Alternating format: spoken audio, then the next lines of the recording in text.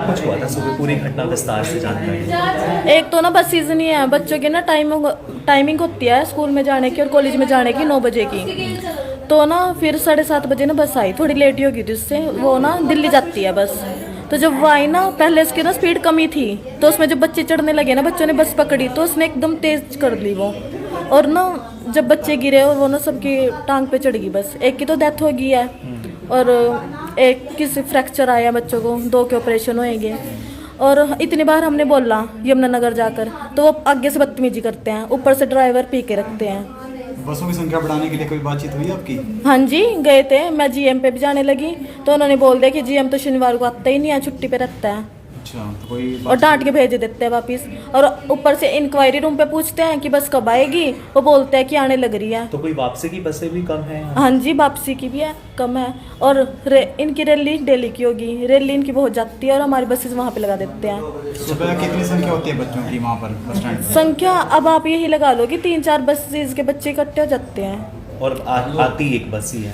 आती है, वैसे तो 112 घूमते हैं वहाँ पे, पर किसी को कोई मतलब ही नहीं है कि आके पूछ ले कि क्या हुआ क्या नहीं, है ही नहीं कोई मतलब। तो अभी आपसे डीसी एसपी और सब मिलने आए थे, क्या कुछ वार्तालाप हुई उनसे? वो तो बोल के चले जाते हैं कि बस लगा दे के। अभी कोई वार्ता? अब जिसका बच्चा गया वो तो गया। तो उसके साथ काफी उस टाइम में उसके साथ बड़ा हादसा, कह रहे हड्डी उड्डी दिखने लग, क्या कुछ? हाँ जी, उसकी हड्डी दिखने लग गई थी, उसके पेट पे चढ़ गई थी, उसका बस सारा कुछ बाहर ही आ गया था। आप पहचानती हो, उन्हें जानती हो? हाँ जी, मैं जानती हूँ। क्या नाम वो है स्कूल में थी मेरे साथ, कॉमर्स में थी वो।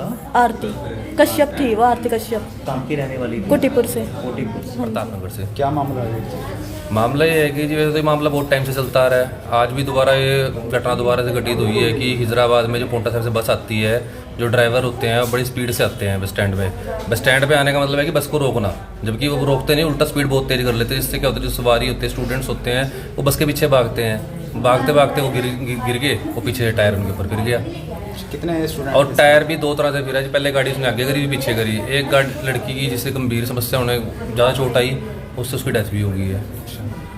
तो क्या कारण मान रहे इसके अंदर लापरवाही रही है? लापरवाही रही है, बिल्कुल। एक तो लापरवाही रही है, ड्रिंक रखी थी ड्राइवर ने। प्रशासन द्वारा सस्पेंड किया जा चुका है, क्या आप संतुष्ट हो इस कार्य? सस्पेंड से क्या होता है जी, तो उसे टर्मिनेट करो। और एक किस्म मर्डर ही है जी, जिसके घर से बच्ची चली गई, जिसकी बेचारी की, उसका क्या कैसे भरपाई होगी? उसके प्रति केस करना चाहिए, केस चलना चाहिए, टर्मिनेट करना चाहिए उसे। टर्मिनेट की मांग कर रहे हैं? हाँ, टर्मिनेट के साथ केस क्यों चलना चाहिए, मर्डर का केस चलना चाहिए। मर्डर केस के बिल्कुल।